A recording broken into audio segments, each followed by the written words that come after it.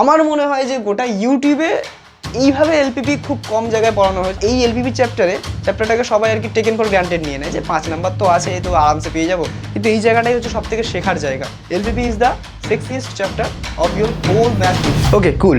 আজকের এই ভিডিওতে আমরা রৈখিক প্রোগ্রাম বিধির যে সমস্যাগুলো আগের ভিডিওতে তৈরি করেছিলাম, সেই সমস্যাগুলোর সমাধান কিভাবে করতে হয় সেই নিয়ে আলোচনা করব।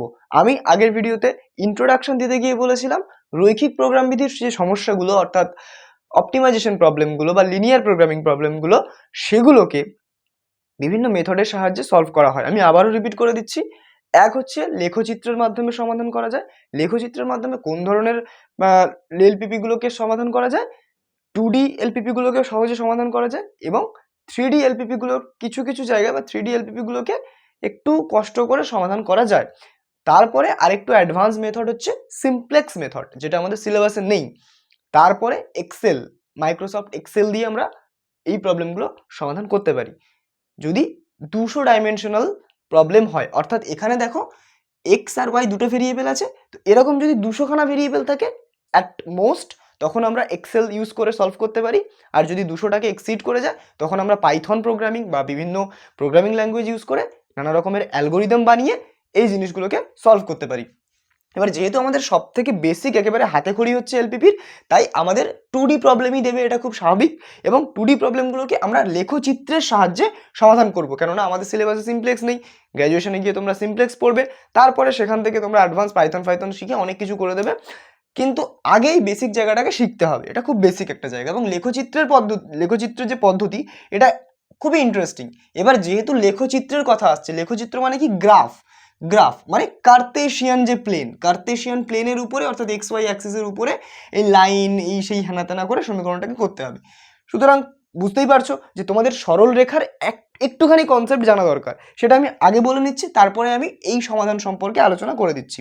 দেখো, সরল রেখার যে কনসেপ্টটা এখানে লাগবে সেটা হলো এই যে কোনো সরল রেখার সমীকরণ থেকে সরল রেখাটাকে আঁকতে জানতে হবে, রাইট? এবং কোথায় আঁকতে জানতে হবে? এক্স ওয়াই কোঅর্ডিনেটে, মানে এক্স অ্যাক্সিস আর ওয়াই অ্যাক্সিসে কোনো সরল রেখার ছেদিতাংশ আমাদেরকে জানতে হবে। মানে এখানে কিভাবে কাট করছে, এখানে কিভাবে কাট করছে কোনো সরল রেখা, রাইট? তো এরকম যদি একটা সরল রেখা আমরা নিয়ে নিই র্যান্ডম, যেটা কিনা এখানে আমাদের এক্সকে আমাদের কাট করছে a,0 বিন্দুতে, এবং ওয়াইকে কাট করছে 0,b বিন্দুতে। এবার দেখো এ বির ভ্যালু যা খুশি হতে পারে। তো এই ধরনের সরল রেখার সমীকরণটা সবসময় হয়, তোমরা মনে রাখবে, এবং তোমরা জানো বিষয়টাও, ক্লাস 11-এ শিখেছো। যদি কারোর জানা না থাকে তাহলে একটুখানি এই জিনিসটা জাস্ট মনে রাখলেই হয়ে যাবে, যে x by a plus y by b equals to 1। এই যে সমীকরণটা দেখছো না, এই সমীকরণটাই হচ্ছে এই সরলরেখার সমীকরণ। এবার দেখো যে কোনো র্যান্ডম সমীকরণকে কিভাবে এই ধরনের সমীকরণে কনভার্ট করবে। কথার কথা মনে করে নাও, এই যে সমীকরণটা, এটা অসমীকরণ আকারে আছে, আমি এটাকে ধরে নিলাম সমীকরণ আকারে। এক্স প্লাস 2y আছে, মনে করো এটা তো অবশ্যই সরলরেখার সমীকরণ। কেননা আমি কি বলেছিলাম আগের ভিডিওতে বা তার আগের ভিডিওতে আমি কোনো না কোনো সময় বলেছিলাম যে দুটো ভেরিয়েবল আছে এবং রৈখিক। সব সময় এই সমীকরণগুলো সরল রেখার সমীকরণকে রিপ্রেজেন্ট করে। যদি না বলে থাকি এখন বলে দিলাম। তাহলে এই যে সমীকরণটা, এটা রৈখিক, দুটো ভেরিয়েবল যুক্ত, অর্থাৎ এটা একটা সরল রেখার সমীকরণকে রিপ্রেজেন্ট করবে। এবার সেই সরল রেখাটা কি করে আঁকবে তুমি? দেখো, প্রথমে এই সমীকরণটাকে এই আকারে সাজিয়ে নেবে। কিভাবে সাজাবে? দেখো, ডান দিকে 1 আনতে হবে। তাহলে আমি দুদিকে আমি 10 দিয়ে ভাগ করে দিতে পারি। তাহলে এদিকে x/10 হবে প্লাস 2y/10 হবে, আর এদিকে 10/10 মানে 1 হয়ে গেল। দেখো ডান দিকে 1 হয়ে গেল। এবার দেখো এক্সটাকে আমাদের সহগ শূন্য করতে হবে, সহগ ছাড়া। তাহলে এক্স এর সহগ 1 রেখে নিচে কিছু নামিয়ে আনতে হবে। তাহলে এখানে দেখো এক্স এর সহগ 1 আছে, নিচে কিছু আছে, তো আমি আর কিছু করলাম না। কিন্তু এখানে দেখো ওয়াই এর সহগ এখানে 1 করতে হবে, কিন্তু এখানে 2 আছে। তাহলে আমরা কি করব? ওয়াইটাকে ডিভাইড করে দেবো নিচে। তাহলে এটাকে আমরা এইভাবেও লিখতে পারি ফার্দার, যে 10/2, রাইট? একদম বেসিক ম্যাথ। 10/2 এরকম করতেই পারি। আচ্ছা, ইকুয়ালস টু 1। তাহলে এবার কি আসছে দেখো, x/10 plus y/5 equals to 1। তাহলে দেখো খুব সুন্দরভাবে এই সমীকরণটাকে এখানে আমরা কনভার্ট করে নিলাম, যেখানে a এর ভ্যালু এখানে 10 আর b এর ভ্যালু এখানে 5। অর্থাৎ এই যে সরল রেখাটা, এটা x অক্ষকে কোন বিন্দুতে ছেদ করবে? 10,0, আর y অক্ষকে কোন বিন্দুতে ছেদ করবে? 0,5, রাইট? তো এই হয়ে গেল আমাদের সরলরেখাটাকে কি করে দেখে আমরা প্লট করতে পারবো। এবার কেন আমরা ফার্স্ট কোয়াড্রেন্টটুকু নিলাম, আগের ভিডিওতে আমি বলেছিলাম। দেখো এখন আমি যা যা ইন্ট্রোডাকশন দিচ্ছি খুব খুব গুরুত্বপূর্ণ, মন দিয়ে শোনো, এখন কিছু লিখতে হবে না, মন দিয়ে জিনিসগুলো শোনো যাতে সলিউশন করতে গিয়ে কাজে আসে। এবার দেখো আমি আগের দিন কি বলেছিলাম যে এক্সটা গ্রেটার দেন ইকুয়াল টু 0 অবশ্যই হতে হবে, ওয়াইটা গ্রেটার দেন ইকুয়াল টু 0 অবশ্যই হতে হবে। গ্রাফিক্যাল মেথডের কন্ডিশনটাই এটাই আমাদের নেসেসিটি, নিড যাই বলো না কেন। তো এই যে বিষয়টা সবসময় দেওয়া থাকবে প্রবলেমে যে এক্সটা গ্রেটার ইকুয়াল টু 0, ওয়াইটা গ্রেটার ইকুয়াল টু 0, এটা দেওয়া থাকলে কি হবে, দেখো এক্স এর ভ্যালু পজিটিভ, ওয়াই এর ভ্যালু পজিটিভ, এটা শুধুমাত্র ফার্স্ট কোয়াড্রেন্টে সম্ভব। কেননা প্লাস এদিকে তো পজিটিভ এক্স অ্যাক্সিস, আর উপরে উঠবো আমরা পজিটিভ ওয়াই অ্যাক্সিস, তাহলে এইখানে যত পয়েন্ট আছে collection of point, infinitely many point, এদের কোঅর্ডিনেটগুলো কি হবে, প্লাস কমা প্লাস, তাই না, দুটোই পজিটিভ নাম্বার হবে, রাইট। সেজন্য আমরা তাহলে দেখো এক্সটা যদি পজিটিভ হয়, ওয়াইটা যদি পজিটিভ হয়, তাহলে আমরা শুধুমাত্র ফার্স্ট কোয়াড্রেন্টটাকেই দেখবো। এবার ফার্স্ট কোয়াড্রেন্টটাকে দেখছি বলেই আমরা এই ফর্মটাকে নিচ্ছি, সুইটেবল ফর্ম এটা, বুঝতে পারছো? কেননা এই সরল রেখা দিয়ে আমরা খুব সহজেই বলতে পারবো, এই সমীকরণ দিয়ে, যে সরল রেখাটা ফার্স্ট কোয়াড্রেন্টে কতটা আছে, ঠিক আছে।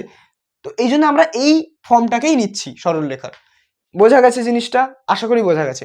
এবার আমি এই জিনিসগুলোকে মুছে দিই এবং সমীকরণ সমাধানের নিয়মটা আলোচনা করি। আচ্ছা, একটুখানি ইন্ট্রোডাকশন দেবো এবং সাথে সাথে কোশ্চেন করবো, তার সাথে সাথেই দেবো। তার আগে আমি বলে রাখি যে, আচ্ছা ঠিক আছে পরে বলছি, একটু শুনে রাখো। সমাধান অঞ্চলটা বাউন্ডেড হয়, আর সমাধান অঞ্চলটা আনবাউন্ডেড হয়, আবার ইনফাইনাইটলি মেনি সমাধান থাকে। জানি মাথায় কিছু ঢুকলো না, ঢুকবেও না, ঠিক আছে। মনে করো তিনটে কেস, জাস্ট তিনটে কেস বললাম, তিনটে কেস আমি এক্সপ্লেন করছি পরে। তিনটে কেস হতে পারে, কিন্তু প্রথম কেস যে কেসটার অঙ্ক হচ্ছে এটা, এই ধরনের অঙ্কই কিন্তু পরীক্ষায় দেওয়ার চান্স 85%, আর বাকি কেসগুলো নাও দিতে পারে, দেবে না সেইভাবে, এই ধরনের অঙ্কই দেবে। সুতরাং এই যে অঙ্কটা, এটা তো এইচএস 2023-এ এসেছিল, দেখতেই পাচ্ছ জল জল করে লেখা আছে। এই অঙ্কটা যদি সমাধান তোমরা নিজেরা করতে পারো, তাহলে দেখবে যত রকমের অঙ্ক আছে সব তোমরা সমাধান করতে পারবে। তো আমরা ইনটুইশন দেখবো এবং সলভিং এর প্রসেসটা দেখবো, ঠিক আছে। খুব ভালো করে দেখো, এটা একটা যেহেতু মেথড, তাই জন্য মেথডের আর কোনো থিওরিটিক্যাল ওইভাবে ব্যাখ্যা দিয়ে তোমাদেরকে বোর করতে চাই না। আগের ভিডিওতে আমি যা দেওয়ার দিয়ে দিয়েছি, সেইগুলো যদি ভালো করে শুনে থাকো তো জিনিসটাকে আরো ফিল করতে পারবে। তো চলো লেটস গেট স্টার্টেড। এবার আমাদের কি গল্প, আমি আগের দিন দুটো টার্ম তোমাদেরকে ডিফাইন করেছিলাম, বিষয়াত্মক অপেক্ষক বা অবজেক্টিভ ফাংশন, সেটা হলো এইটা, আর কনস্ট্রেন্টস বা বাধা গোষ্ঠী। তো বাধা গোষ্ঠী হচ্ছে একটা বাধা দুটো বাধা, ঠিক আছে, সব জানো, আগের ভিডিওতে সব বলেছিলাম। তো এই দুটো বাধা বা কনস্ট্রেন্টসকে সাথে নিয়ে আমরা এই বিষয়াত্মক অপেক্ষকের অবমান নির্ণয় করব, যেটা আমাদের কোশ্চেনের চেয়েছে। Very good. চলো, এই অভিষ্ট অপেক্ষক বা বিষয়াত্মক অপেক্ষক একই ব্যাপার, একই কথা। আচ্ছা, এবার আমরা স্টেপস গুলো শুরু করি। প্রথম ধাপ এটা, যে কনস্ট্রেন্টস গুলো দেবে সেই কনস্ট্রেন্টস গুলোকে আমরা, বা কনস্ট্রেন্ট আমরা সব পুরোটাকেই লিখে নিচ্ছি ইনফরমেশনটাকে, z equals to 200x plus 500y, right. এটা হচ্ছে আমাদের, এটা মনে করো 1 নম্বর ইকুয়েশন দিই। আচ্ছা, x plus 2y greater than 10, এটা মনে করো আমাদের 2 নম্বর ইনইকুয়েশন। অবশ্যই এটা ইনইকুয়েশন, কেননা ইনইকুয়ালিটি আছে, তাই অসমীকরণ বা ইনইকুয়েশন বলবো এটাকে। আচ্ছা, এবার আমাদের 3x প্লাস 4y, এটা হচ্ছে আমাদের দিয়ে দিচ্ছি 3 নম্বর, ঠিক আছে, অসুবিধা নেই। এবার একটা জিনিস আমি বলি, যে এই অসমীকরণ দুটো যখন আমরা গ্রাফে প্লট করব, তখন কিন্তু একটা অঞ্চল পাবো। ভালো করে শোনো, একটা সমীকরণকে যদি আমরা গ্রাফে প্লট করি, একটা সরল রেখা পাই, এক্ষুনি দেখালাম। কিন্তু একটা অসমীকরণকে যখন প্লট করব, তখন আমরা একটা অঞ্চল পাবো। কেন পাবো? খুব ভালো করে, খুব মন দিয়ে শোনো। আমরা একটা সমীকরণের গ্রাফিক্যাল ফরম্যাট মানে কি বুঝি? গ্রাফে আমরা কালেকশন অফ পয়েন্টস নিয়ে নিই, ইনফাইনাইটলি মেনি পয়েন্টস আমরা নিয়ে নিই, সেই পয়েন্টসগুলো একে স্যাটিসফাই করছে। কথার কথা এক্ষুনি দেখালাম। এটা হচ্ছে আমাদের একটা সরল রেখা মনে করো, এবং এটা মনে করো আমাদের কি কি বেরিয়েছিল যেন, 10,0, আর এটা কি ছিল 0,5 মনে করো। এই যে সরল রেখাটা, এই সরল রেখাটা একটা সরল রেখার সমীকরণকে রিপ্রেজেন্ট করছে, একটা সমীকরণকে একটা সরল রেখা রিপ্রেজেন্ট করছে। এবার দেখো এর মধ্যে কি কি আছে, 10,0 পয়েন্টের গায়ের উপর আছে, 0,5 এর গায়ের উপর আছে। আচ্ছা, তাহলে এখানে 5,5টা কি থাকবে? হ্যাঁ 5,5টা মনে করো এখানে আছে, ঠিক 5,5টাও আছে না, 5,5টা নেই, বাদ দাও, কিছু পয়েন্ট আছে, থাক, আমাদের তো দেখার দরকার নেই, আমরা শুধু এই পয়েন্ট দুটোকে দেখলেই হবে। এবার সমীকরণটা কেমন দেখতে ছিল? x plus 2y equals to 10। খুব ভালো করে দেখলে বুঝতে পারবে এই যে পয়েন্টটা সরলরেখার উপর লাই করছে, এই দুটো পয়েন্টই কিন্তু এটাকে স্যাটিসফাই করছে। প্রথমে যদি আমি 0,5টা বসাই, তাহলে x এর জায়গায় 0 আর 2 এর জায়গায় 5, দ্যাট ইজ ইকুয়াল টু কি হচ্ছে দেখো 10 হচ্ছে, যেটা ইজ ইকুয়াল টু RHS। তাহলে এই পয়েন্টটা স্যাটিসফাই করছে, এই পয়েন্টটাও তাই স্যাটিসফাই করবে। তাহলে x এর জায়গায় 10 বসাবো প্লাস 2 ইন্টু 0 বসাবো, দেখবো কিনা x, যেটা কিনা RHS। তাহলে এবার তোমরা এটা বুঝতেই পারছো যে সরল রেখার উপরে থাকা প্রত্যেকটা পয়েন্ট এই সমীকরণকে সিদ্ধ করছে। আচ্ছা, এবার এই ইনইকুয়েশনের গ্রাফিক্যাল ফরম্যাটটা আমরা কি বুঝবো? ইনইকুয়েশনের গ্রাফিক্যাল ইন্টারপ্রিটেশন হলো এটাই যে কালেকশন অফ পয়েন্টস, মানে প্রচুর প্রচুর পয়েন্ট, এখানে দেখো এখানেও কালেকশন অফ পয়েন্টস ছিল, তাই না? এর গ্রাফ মানে কি? এই যে সরল রেখাটা, এই সরল রেখাটা তো nothing but a collection of infinitely many points. এটা একটা পয়েন্ট, এটা একটা পয়েন্ট, এটা একটা পয়েন্ট। এই কালেকশনটা দেখো খুব সুন্দরভাবে একটা সুসজ্জিতভাবে আছে বলে আমরা একটা জিওমেট্রিক স্ট্রাকচার দেখতে পাচ্ছি, একটা সরল রেখা দেখতে পাচ্ছি। কিন্তু ইনইকুয়েশনের ক্ষেত্রেও সেম ব্যাপার ঘটে, সেখানেও কিছু কালেকশন অফ পয়েন্ট থাকে, রাইট? যে পয়েন্টগুলো এরকম সুন্দরভাবে সুসজ্জিত থাকে না, বুঝতে পারছো? কিন্তু সেই পয়েন্টগুলো থাকে, কোথায় থাকে দেখাচ্ছি। মনে করো এই যে ইনইকুয়েশনটা, এখানে যদি আমরা 0,5ও বসাই, এই ইনইকুয়েশনে যদি 0,5ও বসাই, তাহলে দেখো 0 প্লাস 2 ইন্টু 5, যেটা কিনা কি হচ্ছে না 10। আচ্ছা, 10 is greater than equal to 10, অবশ্যই 10 নিজের থেকে বড় অথবা সমান, কেননা 10 নিজের থেকে যেহেতু সমান, আমরা বলতেই পারি 10 নিজের থেকে বড় অথবা সমান। তাহলে দেখো 0,5টা কিন্তু এই ইনইকুয়েশনকে স্যাটিসফাই করছে, খুব ভালো কথা। আচ্ছা, এবার এই ইনইকুয়েশনটাকে 0,0 কি স্যাটিসফাই করছে দেখি তো। তাহলে দেখো 0,0 কি স্যাটিসফাই করছে? করছে না, কেননা যদি আমি x এর জায়গায় 0 বসাই আর 2 ইন্টু 0 বসাই, তাহলে দ্যাট ইজ ইকুয়াল টু 0, আর 0 ইজ গ্রেটার দেন 10, এটা তো একটা মিথ্যা, কেননা 0 তো 10 এর থেকে ছোট, তাই না? এটা যেহেতু মিথ্যা, তাই জন্য এই পয়েন্টটা এই ইকুয়েশনকে স্যাটিসফাই করছে না। এবার যদি আমি দেখি 11,1 যদি আমি বলি, আচ্ছা দেখো তো 11,1 কি স্যাটিসফাই করছে? তাহলে দেখো 11 x এর জায়গায় বসাও আর 2 এর জায়গায় 1 বসাও, তাহলে কত হচ্ছে? 11 দিয়ে 13। আচ্ছা, 13 is greater than equal to 10, এটা তো ট্রু, সত্যি কথা। তাহলে অবশ্যই 11,2 না 11,1 পয়েন্টটা স্যাটিসফাই করছে। তাহলে 11,1 কোথায় আছে? এই 10, তাহলে এখানে নিশ্চয়ই 11 হবে, আর 1 মানে এখানে, তাহলে এই পয়েন্টটা স্যাটিসফাই করছে, কিন্তু এই জিরোটা এই ইনইকুয়েশনকে স্যাটিসফাই করছে না। তাহলে এবার এখান থেকে খুব সুন্দর একটা ইনটিউশন তোমরা বুঝতে পারছো যে এই যে সরলরেখার এপারে থাকা কোনো বিন্দুই স্যাটিসফাই করবে না। তোমরা একটু ভেবে দেখে নিতে পারো, হাতে কলমে করে দেখো, পজ করে এখান থেকে যে কোনো র্যান্ডম বিন্দু তুলো না। মনে করো এখানে দেখো 5,1 5,1 কি স্যাটিসফাই করবে? করবে না, কেননা 5 আর 1, তাহলে 5 দিয়ে 7, 7 is greater than equal to 10, যেটা মিথ্যা কথা, তাহলে এটা স্যাটিসফাই করবে না। তাহলে এটা তোমরা বুঝতে পারছো যে এই সরল রেখার উপরে থাকা প্রত্যেকটা বিন্দু তো এটাকে স্যাটিসফাই করবেই, 100 বার করবে, তাই না? কিন্তু এই সরল রেখার উপরে থাকা ছাড়াও আরো অনেক বিন্দু আছে যে বিন্দুগুলো এই ইনইকুয়েশনকে স্যাটিসফাই করবে। সেই বিন্দুগুলো কোনটা? কালেকশন অফ এদিকে যত বিন্দু আছে সরল রেখার, তাই তো? এদিকে যত বিন্দু আছে, এদিকের বিন্দুগুলো কিন্তু করবে না।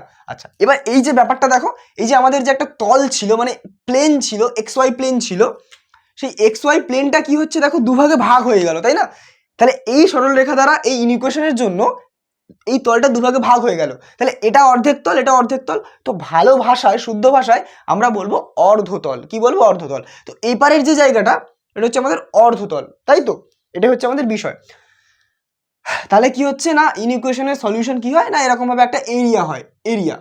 আচ্ছা, এবার দেখো তাহলে এই ইনইকুয়েশনের যে সলিউশনটা, সেই সলিউশনটা কি হবে? সেটাও নিশ্চয়ই কোনো একটা এরিয়া। এটাকে আমরা গ্রাফে প্লট করব, করে দেখবো তারও কিছু একটা এরিয়া পাবো। দুটো এরিয়ার কমন এরিয়া, সেটাই তো দুটোকে একসঙ্গে স্যাটিসফাই করবে। দুটো এরিয়ার কমন এরিয়া থাকা সমস্ত পয়েন্টগুলো এই দুটো ইনইকুয়েশনকে একসঙ্গে স্যাটিসফাই করবে। তো আমাদের কাঙ্ক্ষিত এক্স সেগুলোই, বোঝা গেছে না বোঝা যায়নি? আমাদের কাঙ্ক্ষিত এক্স কমা ওয়াই সেগুলোই, ঠিক আছে? তাহলে আমরা সেই এক্স ওয়াইগুলোকে নিয়ে কাজ করবো, কেননা এটা যেহেতু আমাদের বাধা, তো অবশ্যই আমাদের এই ইনইকুয়েশন আর এই ইনইকুয়েশন, দুটো ইনইকুয়েশন বা অসমীকরণকে স্যাটিসফাই করতে হবে একই সঙ্গে, ঠিক?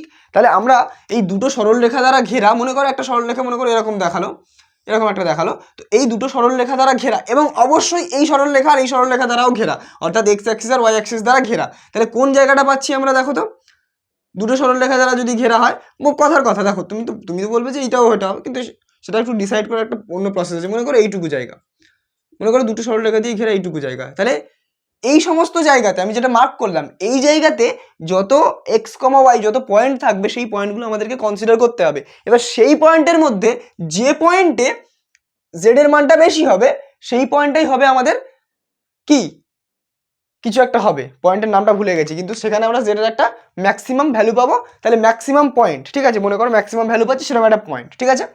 তো এরকম একটা পয়েন্ট আমাদের খুঁজে বার করতে হবে। তাহলে বোঝা গেছে আমাদের অ্যাকচুয়াল কাজটা কি, যেখানে সরি অবম চরম না, এখানে অবম বলেছে, তাহলে জেড এর মিনিমাম ভ্যালু হবে সেরকম একটা পয়েন্ট। কারণ জেডটা কি, এক্স কমা ওয়াই এর একটা অপেক্ষক, তাই না, এক্স আর ওয়াই এর উপর ভিত্তি করছে। তাহলে এক্স আর ওয়াই এর এমন একটা মান এখানে পাবো যার জন্য জেড এর মানটা সর্বনিম্ন হবে, কারণ এখানে তো হাজার হাজার এক্স কমা ওয়াই আছে। তো মনে করো এই পয়েন্টে জেড এর একটা মান হলো, এই পয়েন্টে জেড এর একটা মান হলো, এই পয়েন্টে জেড এর একটা মান হলো, এই পয়েন্টে জেড এর একটা মান হলো। তো এই সমস্ত পয়েন্টের মধ্যে, ইনফাইনাইটলি মেনি পয়েন্টের মধ্যে, যে পয়েন্টে জেড এর মানটা সব থেকে কম হবে সেই পয়েন্টটাকে আমরা কনসিডার করব, এবং সেই পয়েন্টে জেড এর কত মান আসছে সেটা আমরা হিসাব করব। সব পদ্ধতি আমরা আলোচনা করব, কোনো চাপ নেই। তো এইভাবে হচ্ছে আমাদের এগোতে হবে। আচ্ছা, তারপর আমরা একটা থিওরেম দেখবো বা উপপাদ্য দেখবো, সেই উপপাদ্যটার প্রয়োগে আরো সহজ হয়ে যাবে। সেখানে ইনফাইনাইটলি মেনির পয়েন্টের বদলে আমরা 5-6টা পয়েন্টে চেক করে বলে দিতে পারবো যে কোথায় জেড এর অবমানটা হবে। তো এটা খুব খুব সুন্দর একটা জায়গা। আশা করি আমি এই জায়গাগুলোকে বোঝাতে পারলাম। এই জায়গাগুলো যদি বোঝো তাহলে আমার মনে হয় এলপিপিটা পুরো একদম ইজি মনে হবে তোমাদের কাছে। আচ্ছা, তাহলে এই হচ্ছে আমাদের বিষয় গল্প। তো চলো কিছু করা যাক হাতে কলমে। এতক্ষণ তো আমরা থিওরি দেখলাম, এবার আমরা হাতে কলমে কিছু করব। বেশ, তো শুরু করা যাক নাকি? একটু নীলকালি ইউজ করি। আচ্ছা, আমরা, এটা হচ্ছে বিষয়াত্মক অপেক্ষক, এটা হচ্ছে আমাদের বাধা গোষ্ঠী ক্লিয়ার। এবারে দেখো আমাদের প্রথম পদ্ধতি, প্রথম প্রসেস হচ্ছে এটাই যে 2 ও 3কে সমীকরণ আকারে লিখে পাই। 2 ও 3কে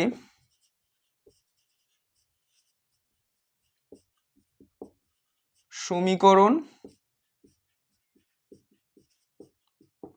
আকারে লিখে পাই। কি পাবো আমরা 2 ও 3কে সমীকরণ আকারে লিখে? আচ্ছা, সমীকরণ আকারে লিখে পাচ্ছি। এটা একটা সমীকরণ কি রূপ দেবে, x plus 2y equals to 10, যেটাকে আবার আমি ফার্দার রিডিউস করতে পারবো। তো এটাকে আমরা নাম দিই মনে করে 4 নম্বর সমীকরণ। এটাকে একটা রিডিউস করতে পারবো যে x/10 plus y/5 equals to 1, তাই তো। হেন্স 4 নং সরল রেখাটি এক্স অক্ষকে, আমি ধরে ধরে করাচ্ছি, লিখে লিখে করাচ্ছি, যাতে 5 নাম্বারটা তোমাদের ধরা বাঁধা হয়ে যায়। এক্স অক্ষকে 10,0 ও ওয়াই অক্ষকে 0,5 বিন্দুতে ছেদ করলো। আচ্ছা, এবার 2 নম্বর, এই যে ইনইকুয়ালিটি, এর থেকে আমরা কি পাচ্ছি, এখান থেকে পাচ্ছি আমরা 3x plus 4y equals to 24।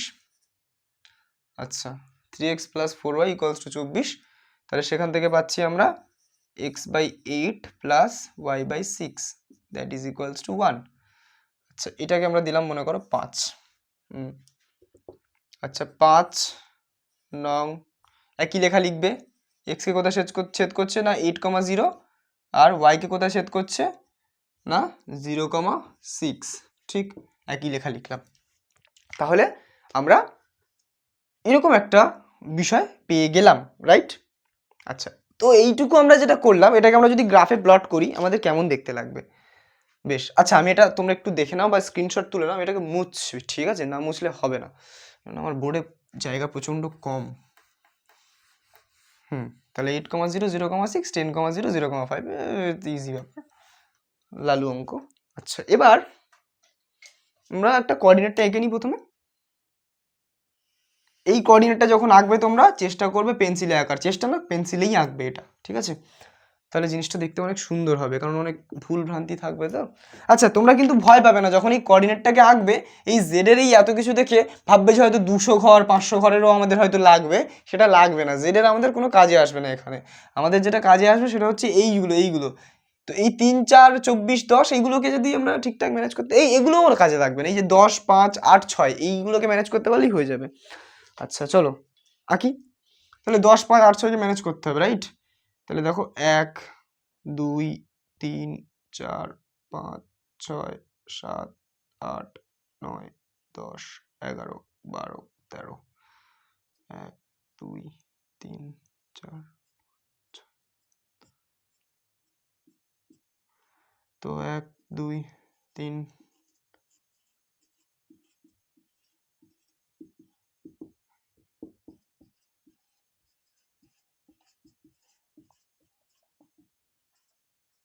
ওকে। তো এই হচ্ছে আমাদের গ্রাফটা এঁকে নিলাম। এবার আমরা এই সরলরেখাগুলোকে প্লট করতে চাই। তো প্রথম সরলরেখা কোথায় কোথায় ছেদ করে না 4 নং সরলরেখা, রাইট? 10,0 আর 0,5। তাহলে 10,0 এইটা, আচ্ছা, আর 0,5 কোনটা? এটা 0,5, এটা তো আমাদের অরিজিন। তাহলে এই যে এখানে একটা সরলরেখা হবে, এই সরলরেখাটাকে আমি কি করে আঁকবো? দেখি তো কিছু একটা সাহায্য নেওয়া যায় কিনা। এসব খুব চাপের জিনিসপত্র।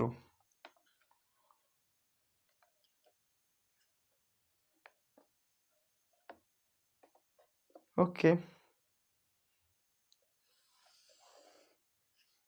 তাহলে দেখো এই সরলরেখাটা আমি এঁকে নিলাম। আর হচ্ছে আমাদের এই সরলরেখাটাকেও আঁকতে হবে। তাহলে 8,0 0,6, তাহলে 8,0, আচ্ছা এটা কত নম্বর সরলরেখা হলো আমাদের? 4 2 5 হয়ে গেল তো 4। আচ্ছা এবার আমাদের কি হবে? 8,0 0,6, তাহলে 8,0 আর 0,6, রাইট? খুব চাপের।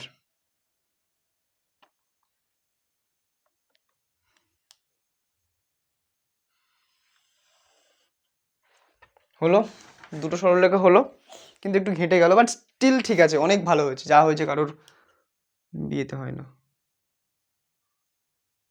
ওকে, তো এরকম দুটো সরলরেখা আমরা পেলাম।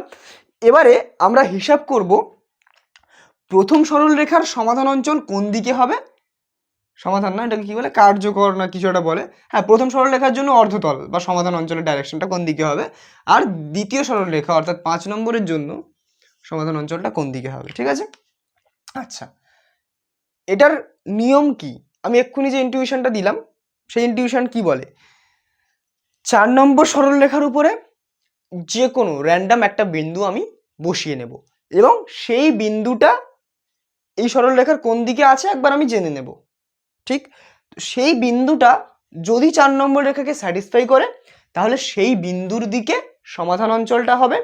আর যদি সেই বিন্দুটা 4 নম্বর মানে কি, এই অসমীকরণ 4 নম্বরের রেসপেক্টে যে অসমীকরণ, সেই অসমীকরণটা, এই অসমীকরণকে যদি স্যাটিসফাই করে বিন্দুটা, তাহলে সেই বিন্দুটা যে ডাইরেকশনে আছে সেই ডাইরেকশনের দিকেই হবে। কেননা দুটো পসিবিলিটি হতে পারে, আইদার এদিকে হতে পারে, আইদার এদিকে হতে পারে, যে কোনো একটা দিকে হতে পারে, বা এদিকে তো হবে না, এখানে তো হবেই না, কেননা এখানে তো এক্স এর তো স্কোপই নেই, শুধুমাত্র ফার্স্ট কোয়াড্রেন্টের মধ্যে হয় এধারে নয় ওধারে, ঠিক আছে?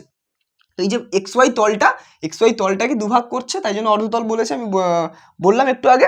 আচ্ছা, তো এবার দেখো, এর আমাদের সব থেকে ক্যালকুলেশনের আসানির জন্য আমরা যে পয়েন্টটা নিয়ে চেক করতে হয়, আমি এক্ষুনি বললাম না, একটা এমন একটা পয়েন্ট বসাবো যে পয়েন্টটা এই ইনইকুয়ালিটিকে স্যাটিসফাই করছে কিনা দেখবো, যদি স্যাটিসফাই করে তাহলে সেই বিন্দুর দিকে, আর যদি স্যাটিসফাই না করে তাহলে সেই বিন্দুর থেকে বিপরীতে, রাইট? তো আমরা ক্যালকুলেশনের সুবিধার জন্য মূল বিন্দুটাকে নিয়ে ক্যালকুলেট করি, মূল বিন্দুটা এই ইনইকুয়ালিটিতে বসিয়ে দেখি যে স্যাটিসফাই করছে কিনা, যদি স্যাটিসফাই করে তাহলে সমাধান অঞ্চলটা বলি মূল বিন্দুর দিকে, আর যদি সমাধান না করে তাহলে বলি যে মূল বিন্দুর বিপরীতে। সেটা মূল বিন্দু দিয়ে করতে হবে এমন কোনো মাথার দিব্যি নেই। তুমি চাইলে এখানে 1,1টা দিয়ে করতে পারো। 1,1 কেন 1,1 দিয়ে করবো, আমি স্পষ্টতই দেখতে পাচ্ছি যে 1,1টা এদিকে। যদি 1,1টা এটাকে স্যাটিসফাই করে তাহলে 1,1 এর দিকে সমাধান অঞ্চল, আর যদি 1,1 স্যাটিসফাই না করে তাহলে সমাধান অঞ্চল এদিকে। ঠিক আছে, এইটা কিন্তু মাথায় ঢুকিয়ে নাও। তো আমরা 0,0 দিয়েই করবো। আচ্ছা, এই অবধি হয়ে গেল। এবার আমরা কি করব, নিচের লাইনে, ঠিক আছে, নিচের লাইনে গ্রাফটা সাইডে থাকবে এবং এর নিচের লাইনে লিখবো আমরা, যেটা লিখছি আমি এখন সেটা কি লিখবো, যে আচ্ছা 2তে 0,0 বসাই, ঠিক 2তে 0,0 বসাই, তাহলে LHS, হ্যাঁ ঠিক আছে, LHS ইকুয়াল টু কী হবে না, 0 x এর জায়গায় 0, 2 × 0, তাহলে কত হচ্ছে 0, যেটা কিনা গ্রেটার দেন 10 মিথ্যা, মিথ্যা, ঠিক আছে, LHS লেখার দরকার নেই, এটা মিথ্যা, ঠিক আছে। সুতরাং কার্যকর অঞ্চল বা সমাধান অঞ্চলই লিখে দাও, যা ম্যাটার করে না, এটা কিছু একটা লেখে নাম ফাম একটু দেখে নেবে বই থেকে, ভুলিয়ে ফেলি নাম টামগুলো। আচ্ছা, সুতরাং কার্যকর অঞ্চল লিখে দিই বা সমাধান অঞ্চল লিখে দিই। সমাধান অঞ্চলই লেখো, ঠিক আছে। সমাধান অঞ্চল কোন দিকে হবে, যেহেতু মূল বিন্দুটাকে স্যাটিসফাই করেনি তাই জন্য মূল বিন্দুর বিপরীতে।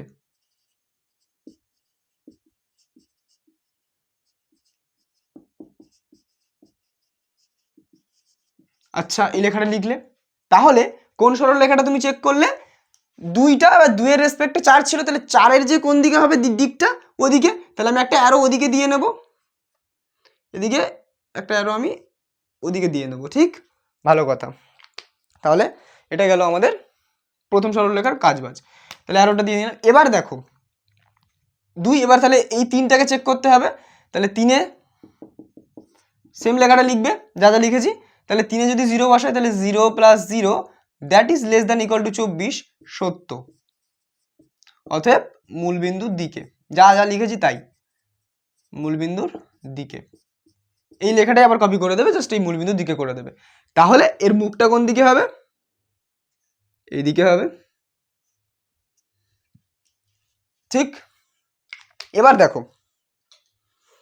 এবার খুব মন দিয়ে দেখো, তাহলে একটার সমাধান অঞ্চল ওদিকে আর একটার সমাধান অঞ্চল এদিকে। এবার দেখো দুটোর কমন সমাধান অঞ্চল যেটা, সেটাকে আমরা বলবো কার্যকরী অঞ্চল, ঠিক আছে। তাহলে কার্যকরী অঞ্চলটা কোনটা হবে, সুতরাং আচ্ছা এটাকে না আমি একটু বাক্স বদল করে দিই। আচ্ছা, এবার তাহলে কার্যকরী অঞ্চল, এখন কার্যকরী অঞ্চল, কার্যকরী অঞ্চলটা কোনটা, এখানে মনে করো আমি দেখাবো, ঠিক আছে, লেখচিত্রে দেখানো হয়েছে, লেখচিত্রে দেখানো হলো, ঠিক আছে। কিভাবে দেখাবো কার্যকরী অঞ্চল কোনটা, এর এদিকে, তাহলে দেখো প্রথমে এই পোর্শনটার কথা বলি, এই পোর্শনটা কি কার্যকরী অঞ্চল না, কারণ এই পোর্শনটা প্রথমটার জন্য তো ট্রু কিন্তু দ্বিতীয়টার জন্য ট্রু নয়, কারণ এইটুকু জায়গা দ্বিতীয়টার জন্য তো ট্রু হবে না। দুটোর কমন অঞ্চল, তার মানে কমন অঞ্চলটা কোনটা হবে, এ যাচ্ছে এদিকে, ও যাচ্ছে ওদিকে, তাহলে তোমার ধরো এদিকটা তো হবেই না, এটা এটা ভালো করে বোঝো কিন্তু বিষয়টা, এটা কি হতে পারে, আমার তো মনে হচ্ছে হবে না, কেননা এই সরলরেখা শুরুই হচ্ছে এপারে, তাহলে এই সরলরেখার জন্য এপারের কোনো পয়েন্টই স্যাটিসফাই করবে না এই সরলরেখাকে বা এই ইনইকুয়ালিটিকে 4 নম্বরটার জন্য, তাহলে এগুলো তো হতেই পারে না। আমার তো মনে হচ্ছে শুধু এটা, তোমরা একটু বুদ্ধি লাগাও, এটা কি হতে পারে, অবশ্যই না। কেন না, কেননা দেখো তো এই যে জায়গাটা, এই জায়গাটায় এই যে রেখাটার মুখটা এদিকে, এরও এপারে আবার এই সরলরেখারও বিপরীতে, তাহলে এই জায়গাটা কারোরই কার্যকর অঞ্চল না, তাহলে এটা বাদ, শুধুমাত্র এইটুকু, ঠিক আছে। তাহলে এটা একটা ত্রিভুজ ফর্ম হলো। আচ্ছা, তাহলে আবার কি বলবো, আমি একটু ধরে নেব, যে ধরি 4 ও 5 সি বিন্দুতে ছেদ করে, সি বিন্দুতে ছেদ করে। তাহলে জাস্ট এই পয়েন্টটাকে একটা নাম দিলাম, এই পয়েন্ট এখানে এখানে তো একটা ছেদ হয়েছে তাই না, প্রথম পাদে অবশ্যই, আর একবারই তো ছেদ করবে, বাদ দাও। তাহলে এইখানে তো ছেদ হয়েছে, ভালো করে বোঝো কিন্তু বাবু, এইখানে ছেদ হয়েছে, এই ছেদ বিন্দুটার নাম দিলাম আমি সি। তাহলে এই বিন্দুটার নাম কি হবে, সি। ভালো কথা। আচ্ছা, তাহলে আমাদের কার্যকরী অঞ্চলের মধ্যে, আচ্ছা এবার আমি একটা জিনিস বলে নিই, কার্যকরী অঞ্চলের এই জিনিসটা সি হয়ে গেল। এবারে খুব ভালো করে বোঝো, কার্যকরী অঞ্চলের যে কর্নার পয়েন্টগুলো আছে, এই সি, তারপরে এই 0,5 0,6, এই কর্নার পয়েন্টগুলোকে আমরা বলি প্রান্তীয় বিন্দু বা প্রান্তিক বিন্দু, ঠিক আছে। এবার একটা উপপাদ্য আছে, উপপাদ্যটা কি জিনিস, আচ্ছা আগের প্রান্তীয় পয়েন্টগুলো আগে দেখে নিই। আচ্ছা এবার লেখো তাহলে। আচ্ছা আমি এটাকে মুছছি একটু, হ্যাঁ মুছি, তারপরে এগুলো তো আশা করি টোকা হয়েছে, কি বিচ্ছিরি করে হচ্ছে জিনিসটা, ওটা স্টিল ঠিক আছে, কোনো চাপ নেই, বুঝলেই হবে।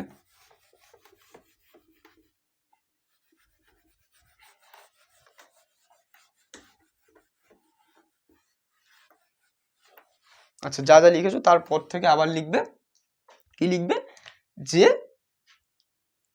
প্রান্তীয় বিন্দুগুলি হলো, সুতরাং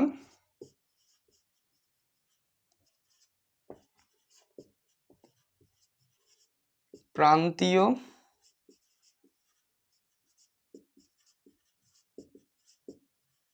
বিন্দুগুলি হলো কি কি, সি, কোঅর্ডিনেট জানি না, মনে করো একটা আমার এ নাম দিলাম, সেটা হচ্ছে আমাদের 0,5, আর বি নাম দিলাম একটাকে, সেটা হচ্ছে আমাদের 0,6। তাহলে এটাকে আমরা কি নাম দিলাম, এ, আর এটাকে আমরা বি নাম দিলাম, ঠিক আছে। তাহলে সি এ বি, যেহেতু কার্যকরী অঞ্চল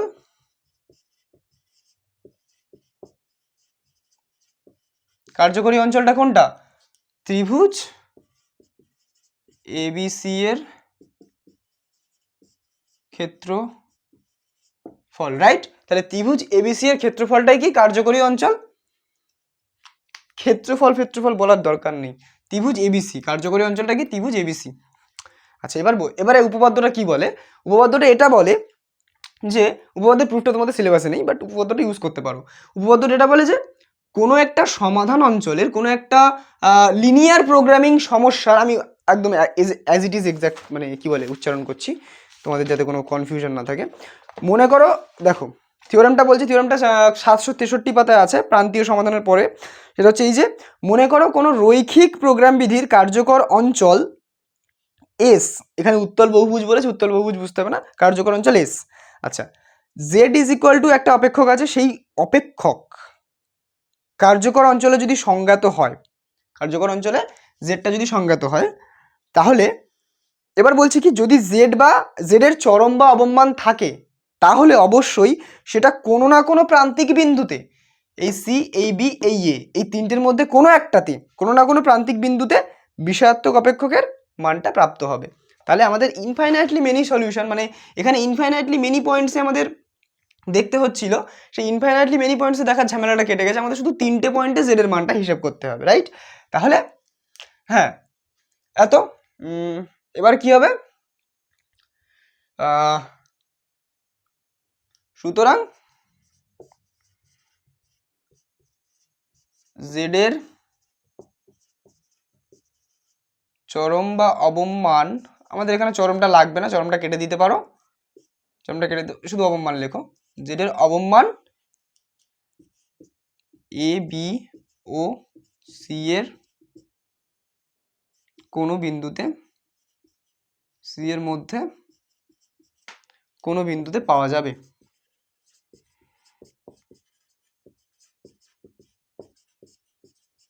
ঠিক উপপাদ্যর এই স্টেটমেন্ট আমরা লিখলাম, যদি না লিখতে তাও কোনো অসুবিধা হতো না। এবার দেখো, এবার আমরা সি এর কোঅর্ডিনেটও জানি না, তো সি এর কোঅর্ডিনেটটাকে আমাদের বের করতে হবে, এটা আমাদের একটা কাজ।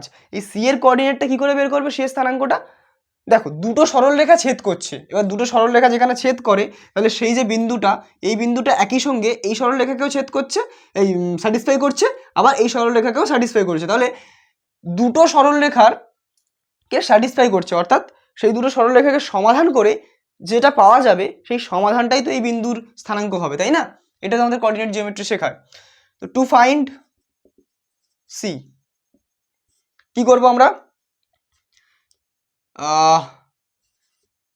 X plus 2y equals to 10, আর এখানে কি হবে 3x plus 4y equals to 24। এই যে বিষয়টা ছিল, এদের সাথে আমরা কি মাল্টিপ্লাই করতে পারি, এটার সাথে আমরা মাল্টিপ্লাই করব কত, এটা কত 4 নাম দিয়েছিলাম মনে হয়, এটা 5 নাম দিয়েছিলাম, এটার সাথে মাল্টিপ্লাই করবো। আমি জাস্ট এটা সমাধান করছি ক্লাস 9-এর নিয়মে, এটাকে আমি জাস্ট 3 মাল্টিপ্লাই করছি আর এটার সাথে আমরা 1 মাল্টিপ্লাই করছি করে মাইনাস করছি। আচ্ছা 4 ইন্টু 3 মাইনাস 1 ইন্টু 5 ইমপ্লাইজ, কী সব লিখছি আমি, 5 ইন্টু 1, তাহলে দেখো 3x প্লাস 3 দুগুণে 6y, y minus 3x minus 4y 30 minus 24, এটা কেটে যাচ্ছে, তাহলে 6 আর 4, তাহলে 2y ইকুয়ালস টু কত হচ্ছে 6, তাহলে y ইজ ইকুয়াল টু 3। আচ্ছা y ইজ ইকুয়াল টু 3, তার মানে যে কোনো একটাতে বসিয়ে দিই আমি, তাহলে এখানে হচ্ছে বসালে কি হচ্ছে না x equal to 10 minus 2 into 3 is 4। সুতরাং অতএব সিটার কি হবে, সি এর কোঅর্ডিনেট কি হবে 4,3, 4,3 রাইট। বেশ, তাহলে আমাদের তিনটি প্রান্তীয় বিন্দু পেয়ে গেছি। 4,3 কি কি সাইডে লিখলাম আমি, এটা কি না 0,5, বিটা কি না 0,6, সিটা কি না 4,3। তো জেডের এই তিনটে ভ্যালুতে যা যা মান হবে তাদের মধ্যে যেটা মিনিমাম সেটা আমরা নিয়ে নেব। আমাদের অঙ্ক শেষ হয়ে গেছে, আর কিচ্ছু নেই অঙ্কতে। লাস্ট জাস্ট অঙ্কটা ছোঁয়া দিচ্ছি আমি একটা, সেটা হচ্ছে এই যে অন্তিম ছোঁয়া, সেই অন্তিম ছোঁয়া দিলেই কিন্তু অঙ্কটা সম্পূর্ণ হয়ে যাবে। খুব ধরে ধরে করালাম, এত ধরে ধরে আমি খুব কম অঙ্কই করাই, এটা করালাম কারণ এটা থেকে 5 নাম্বার নিতেই হবে। ওকে, তাহলে আমাদের কি করব, যে জেড এর মান, ঠিক আছে, প্রান্তীয় বিন্দু, এটা এরকম ছক টাইপের বানালাম। আচ্ছা প্রান্তীয় বিন্দু যখন 0,5, তখন জেড এর মান কত 200 into 0 plus 500 into 5 that is equal two 2500। ঠিক আছে। আচ্ছা প্রান্তীয় বিন্দু যখন 0,6, তখন জেড এর মান কত, তখন কি হচ্ছে, এটা 1 নম্বর কেস, আর 2 নম্বর কেসে কি হচ্ছে, প্রান্তীয় বিন্দু যখন 0, তার মানে ধরো 200 ইন্টু 0, তাহলে 6 5 30 আর দুটো শূন্য। 3 নম্বর কেস, যখন প্রান্তীয় বিন্দু যখন 4,3, তখন জেড এর মান কত হচ্ছে 800 1500 কত হচ্ছে 800, এটা 1500 তো, তাহলে 2300। ব্যাস, তাহলে দেখো তো এখানে জেড এর মান এখানে 2500, জেড এর মান এখানে 3000, জেড এর মান এখানে 2300, তাহলে জেড এর সব থেকে কম মান কোনটা 2300, তাই তো। সুতরাং এবার আমরা কনক্লুশন লিখব। অতএব, আচ্ছা এটা আমি মুছে দিচ্ছি, ঠিক আছে।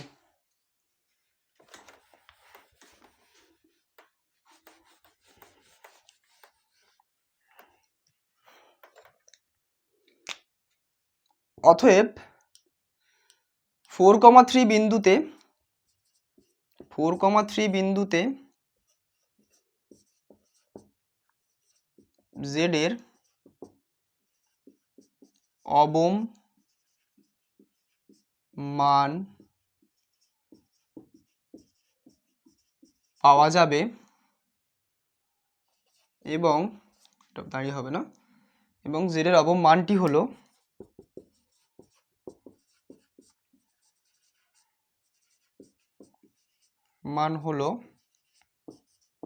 জেড মিনিমাম কত 2300। ক্যালকুলেশনে আশা করি কোনো ভুল নেই, এখানে ক্যালকুলেশন ভুল হলে কিন্তু পুরো গল্পই শেষ হয়ে যাবে, তাই আমি ধরে ধরে ক্যালকুলেশনটা করলাম, কারণ আমি জানি আমার সব থেকে দুর্বল জায়গা হচ্ছে ক্যালকুলেশন। ওকে, তাহলে আমরা একটা গোটা এলপিপির প্রবলেমকে নামিয়ে ফেললাম। এবার আমি এই অঙ্কটা করাতে গিয়ে হাজার হাজার জিনিস এক্সপ্লেন করেছি, তাই জন্য আমার এতটা দীর্ঘ সময় লাগলো। তোমরা যখন একটা দুটো প্র্যাকটিস প্রবলেম করবে, তোমরা বই থেকে করার আগে আমার মনে হয় যেন টেস্ট পেপার থেকে করো। টেস্ট পেপার বা প্রিভিয়াস ইয়ার, সব থেকে ভালো হয় প্রিভিয়াস ইয়ার থেকে 4টে থেকে 5টা এলপিপির প্রবলেম এরকম সলভ করো প্লিজ। করলে কি হবে, তোমাদের ধারণাটা পুরোপুরি ক্লিয়ার হয়ে যাবে। আচ্ছা, এটা হলো আমাদের এমন একটা এলপিপির প্রবলেম যার সমাধান এক্সিস্ট করবে, একটা ইউনিক সলিউশন পাবো, এটা একটা ইউনিক পয়েন্ট, ঠিক আছে। কিন্তু আরেক ধরনের এলপিপির প্রবলেম হয়, আর দু ধরনের হয়, তোমাদের বইতে আছে। সেটা হচ্ছে, বলে দিচ্ছি, একাধিক সমাধান বা মাল্টিপল সলিউশন। একাধিক সমাধান অর্থাৎ কেমন ধরনের দেখতে হবে দেখাচ্ছি আমি তোমাদেরকে, একটা গ্লিমস দেখিয়ে দিই। আচ্ছা, এটা আমি মুছে দিতে পারি আশা করি। কতক্ষণ হয়েছে ভিডিওটা? 40, বাবা গো। আমি এটা মুছে দিয়ে আসছি। স্ক্রিনের উপরে যে অঙ্কটা তোমরা দেখতে পাচ্ছ, এই অঙ্কটাতেও বলেছে যে একটা অপেক্ষক দেওয়া আছে এবং তাকে চরম করতে বলেছে। তো এই অঙ্কটার ক্ষেত্রে তোমরা কিন্তু একাধিক সলিউশন পাবে। তোমরা, আমি যে নিয়মে শেখালাম, এই ভিডিওটাকে পজ করে সেই নিয়মে জিনিসটা করার চেষ্টা করো, দেখবে একাধিক সলিউশন তোমরা পাবে। এবার সেই একাধিক সলিউশন থেকে যে কোনো একটা, একাধিক পয়েন্ট পাবে, একটা লাইন পাবে, ঠিক আছে। তার মধ্যে থেকে যে কোনো একটা সলিউশন যদি তোমরা তুলে নাও, যে কোনো একটা পয়েন্ট যদি তুলে নাও, সেটাই এর সলিউশন হবে। এবং এটা তোমাদের এক্সাম্পলে করা আছে, ওই জাস্ট এখানে দেখানো আছে, এবং এখানে বিষয়টাকে আরো ভালোভাবে তোমাদেরকে করা দেওয়া হয়েছে, জিনিসটাকে এক্সপ্লেন করে দেওয়া হয়েছে। আমি তাও একটা বলছি, কোনো সমস্যা নেই। তো দেখো, বিষয়টা খুব ভালো করে বোঝো। যখন আমরা একটা এলপিপি প্রবলেমকে সলভ করি, আমরা কি করি বেসিক্যালি, সেটা একটুখানি বুঝতে হবে। আমরা বিভিন্ন লাইন পাই। এক্ষুনি পেলাম যে লাইনটা, সেটা এরকম একটা পেলাম, এরকম একটা পেলাম। তো এবার আমরা কি করি, আচ্ছা এইটুকু হবে না, হ্যাঁ, আমরা শুধুমাত্র এক্স এই কোঅর্ডিনেটটুকুই নেব, ফার্স্ট কোঅর্ডিনেটটা নেব, ঠিক আছে। আচ্ছা, এবার দেখো আমরা কি করি, আমরা এর একটা সীমাবদ্ধ অঞ্চল নিয়ে নিলাম, এরকম একটা কিছু। বলছিলাম না যে সমাধান পাবো, এই সমাধানের ব্যাক এন্ডে কি হয় বলো তো, আমরা যে যখন ওই প্রান্তীয় বিন্দুতে সমাধান পাচ্ছিলাম, অ্যাকচুয়ালি আমাদের কি হচ্ছিল, আমাদের যে এই যে লাইনটা, এই যে z = 4x + 6y, এই যে লাইনটা, এই লাইনটা কেমনভাবে আচরণ করছিল, এই লাইনটা না, এই লাইনটা যদি আমরা টানি এখানে, তাহলে কি হবে, 4, তার মানে ধরো 4x, এই জিনিসটা দেখো, 4x + 6y, মনে করো যে কোনো একটা কিছু নাম্বার তুমি ধরে নাও, যা খুশি হতে পারে, ঠিক আছে। মনে করো আমি ধরলাম সুবিধার্থে 24 ধরলাম আমি। তাহলে এই লাইনটার, দেখো এই লাইনটার যা নতি হবে, এই লাইনটারও তো তাই নতি হবে, তাই না? তো ভালো কথা। তাহলে আমি কি করছি, যে x/6 + y/4 = 1, তার মানে কত, 6,0 দিয়ে পাস করবে এবং 0,4 দিয়ে পাস করবে, এরকম একটা লাইন। এটা হচ্ছে এইখান থেকে পাস করবে। তো মনে করো এরকম ভাবে দেখতে লাগছে, এখানে যদি 6 হয়, এখানে যদি 4 হয়, মনে করো এরকম ভাবে দেখতে লাগছে এই লাইনটা, ঠিক আছে। তো এবার এই যে অপেক্ষকটা হবে না, এই অপেক্ষকটার অ্যাকচুয়ালি এই যে এটাকে বলা হবে আমাদের প্রফিট লাইন, ঠিক আছে। এই প্রফিট লাইনটা যত মূলবিন্দু থেকে দূরে যাবে, ঠিক আছে, সমাধান অঞ্চল বরাবর যত মূলবিন্দু থেকে দূরে যাবে, তত কি হবে, এই প্রফিট লাইনটা, মানে প্রফিটটা আমাদের বাড়বে। তো একটা সময় পরে আমাদের এই যে সমাধান অঞ্চল থেকে যেতে যেতে আমার মনে হয় এই জায়গাটা যাবে, দেখো এই লাইনটা, এর সমান্তরাল যে কোনো লাইন এই অপেক্ষকটার মানে মুনাফাটাকে, অর্থাৎ চরম মানটাকে প্রকাশ করবে। যদি এদিকের লাইনগুলো কিনি, চরম মান বাড়তে থাকবে, মুনাফা বেশি থাকবে, ঠিক আছে। এটাকে বলা হয় মুনাফা রেখা, ঠিক আছে। তো আমি মনে করছি এই লাইনটাকে সরাচ্ছি, এই মুনাফা রেখাটাকে সরাচ্ছি, অর্থাৎ এখানে একটু বেশি প্রফিট হলো। এখানে অবশ্যই আমাদের এখান থেকে শুরু হয়ে এরকম জায়গায় যাবে, এখান থেকে তো অবশ্যই শুরু হবে না যদি এটা সমাধান অঞ্চল হয়। তাহলে এখান থেকে শুরু হলো, মুনাফা লাইনটা এখানে গেল, তাহলে দেখো যত মূলবিন্দু থেকে দূরে যাচ্ছে প্রফিটটা বাড়ছে। তো একটা সময় এখানে আসলো, ঠিক এখানে আসলো, এখান থেকে আর তো বেশি দূর যেতে পারবে না। তাহলে এটাই হচ্ছে এর অন্তিম পয়েন্ট, এবং এখানে আমাদের সব থেকে বেশি লাভ পাবো। তাহলে এই বিন্দুতে আমরা চরম মান পাবো। অ্যাকচুয়ালি আমরা এই যে বলছিলাম থিওরেমটা ইউজ করে, তার ব্যাকএন্ডে কিন্তু এটা হচ্ছিল, ঠিক আছে। এই লাইনটা অ্যাকচুয়ালি আমাদের এরমভাবে যাচ্ছিল, ঠিক আছে বিষয়টা। এবার খুব ভালো করে জিনিসটা বোঝো তো, যে যদি এই জিনিসটা ঘটে, এবং ঘটতে ঘটতে যদি সমাধান অঞ্চলটা যদি এরকম ধরনের দেখতে হয়,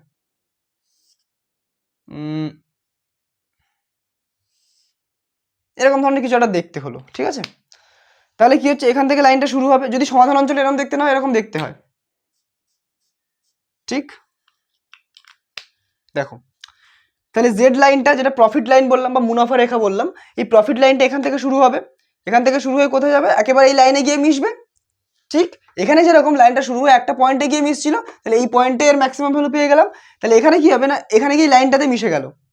যদি এরকম হয় তাহলে দেখতেই পাচ্ছ এই পয়েন্টের, এই লাইনের উপর অবস্থিত যতগুলো পয়েন্ট আছে সবকটা পয়েন্টেই এই জেড এর কিন্তু একটা ম্যাক্সিমাম ভ্যালু থাকবে। তাহলে দেখো ইনফাইনাইটলি মেনি পয়েন্ট আছে এখানে, তো ইনফাইনাইটলি মেনি পয়েন্টের জন্য আমরা কিন্তু জেড এর একটা ম্যাক্সিমাম ভ্যালু পাবো। তো এখান থেকে আমরা এই যদি এরকম কোনো কেস আসে যেখানে এই জেডটার মান এখানে আছে, বিলং করছে, ঠিক আছে, এরকম মাল্টিপল সলিউশন আছে, তখন আমরা যে কোনো একটাকে, এই লাইনের উপর অবস্থিত যে কোনো একটা লাইন, যে কোনো একটা পয়েন্টকে আমরা চুজ করে নেব।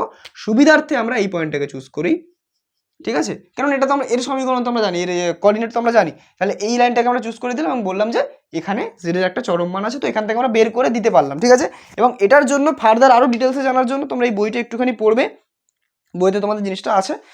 আচ্ছা, এটা তুমি কি করে বুঝবে, প্রবলেম দেখে কি করে বুঝবে যে কিভাবে মানে হতে পারে জিনিসটা, মানে এরকম একটা সিচুয়েশন আসতে পারে। যদি খুব ভালো করে দেখো, যদি এইটা কোনো একটা বাধা গোষ্ঠীর সাথে লিনিয়ারলি ডিপেন্ডেন্ট হয়ে যায়। লিনিয়ারলি ডিপেন্ডেন্ট মানে কি, এই যে জিনিসটা দেখো এর স্কেলার মাল্টিপল, তাহলে এটার সাথে যদি আমি 2 গুণ করি, দেখো আমরা অভিষ্ট অপেক্ষকটা ফেরত পাবো।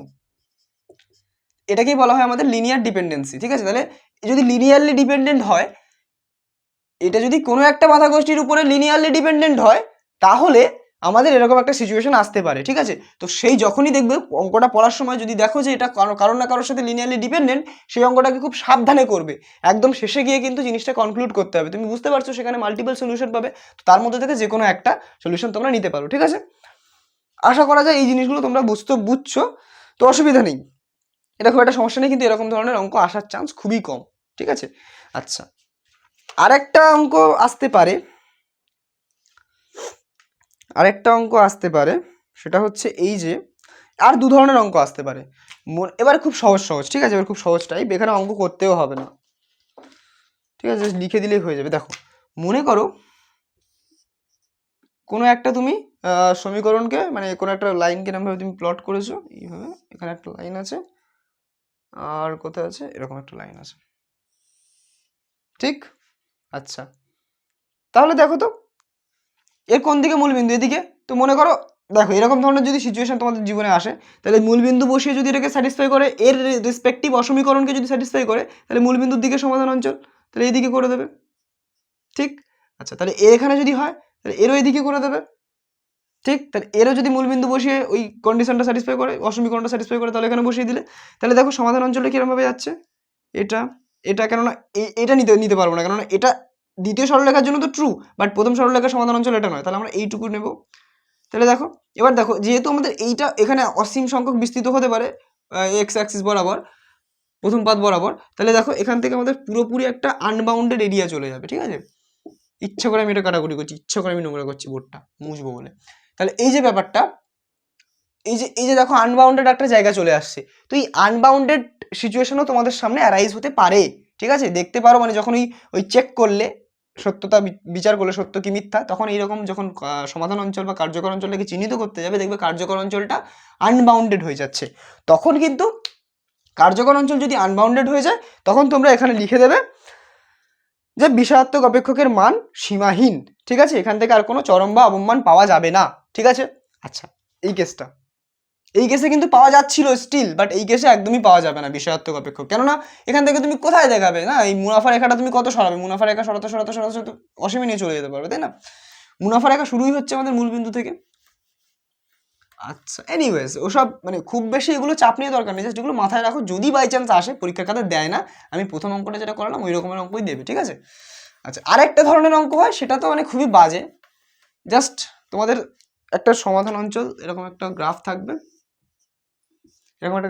আর কি বলছে যে তোমার দুটো লাইন আছে, এরকম ভাবে দুটো লাইন পাবো, যেরকম ভাবে লাইন আঁকছিলাম এরকম এই দুটো লাইন পেলে এখানে কোথাও গিয়ে ছেদ করলো, ঠিক আছে, অসুবিধা নেই। এবার দেখো এইটার সত্যতা বিচার করে দেখলে সমাধান অঞ্চলটা এদিকে, আবার এটার সত্যতা বিচার করে দেখলে এর সমাধান অঞ্চলটা এদিকে, ঠিক আছে, এদিকে। তাহলে দেখো কার্যকর অঞ্চল কোথায়? কার্যকর অঞ্চল কোথাও নয়, কারণ ইন্টারসেক্টিং কোনো এরিয়াই নেই, এরা দুজন কোনো ইন্টারসেক্টই করছে না, সুতরাং এখানে নো কার্যকর অঞ্চল, নো ফিজিবল রিজিয়ন, ব্যাস, নো ফিজিবল রিজিয়ন বা নো কার্যকর অঞ্চল। তাহলে এইখানে এই লিখে দেবে। তাহলে এই লাস্ট দুটো কেসে কোনোদিন তোমার চরম অবমান পাওয়া যাবে না, কিন্তু প্রথম যে কেসটা মাল্টিপল সলিউশন, ওখানে চরম অথবা অবমান পাওয়া যাবে ইনফাইনাইটলি মেনি পয়েন্টে, তার মধ্যে থেকে একটা পয়েন্ট চুজ করে দেবে, আশা করি তোমরা হয়ে যাবে। এবং বইটা একটু পড়ে নেবে এই জায়গাটার জন্য, ঠিক আছে, খুব ইজি, এটা খুবই ইজি অঙ্ক, এটা একদম এলেবেলে। আর এর আগে যেটা আমি প্রথম অঙ্কটা করলাম ওটা কিন্তু সব থেকে ইম্পর্টেন্ট। তো আশা করি তোমাদের এলপিপি সব মানে পুরো মাথার ভিতরে পুরো একদম ক্লিয়ার হয়ে গেছে, লাস্টের 3টে পয়েন্ট ছাড়া প্রথম অঙ্কটার সমাধানটা যদি ক্লিয়ার হয়ে থাকে, লাস্টের অঙ্কটা আশা করি 60% বা 70% সলভ হলেও আমি মাথায় ঢুকলে আমি খুব খুশি হবো, কারণ আমি খুব শর্টে বললাম এটা। আচ্ছা, এনিওয়েজ, যদি প্রথম অঙ্কটা বা এলপিপির যে প্রসেসটা সেটা যদি ভালো লেগে থাকে, সেটা আশা করি মাথায় ঢুকেছে। যদি মাথায় ঢুকে থাকে তাহলে প্লিজ একটা কমেন্ট তোমরা অবশ্যই করবে, কেননা তোমাদের কমেন্ট হচ্ছে সব থেকে মোটিভেটিং জিনিস।